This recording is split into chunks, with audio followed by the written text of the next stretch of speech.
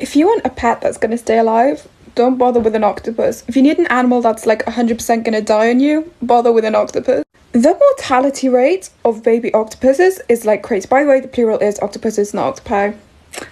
But the mortality rate of the babies is insane. Like, no octopus lives, pretty much. 90% of baby octopuses will just die. Like, that's 90% of the baby octopuses that get laid as eggs, they just do not become octopuses. They just die.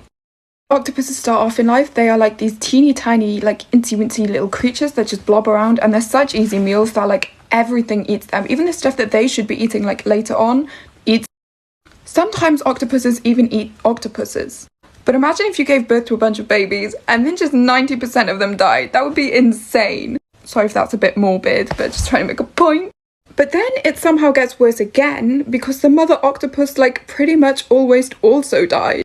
Basically, during the time she lays the eggs, she just stops eating so she can look after them all the time, and by the time they hatch and 90% of them die, she also just dies. So that's insane. The only ones that get away from this like insane mortality dump is just like the males. They kind of just don't, oh well.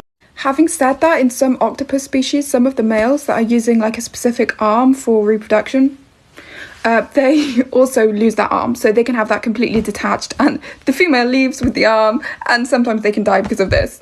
But if you want a pet that's gonna die, octopus is the way to go, and 90% mortality rate is insane.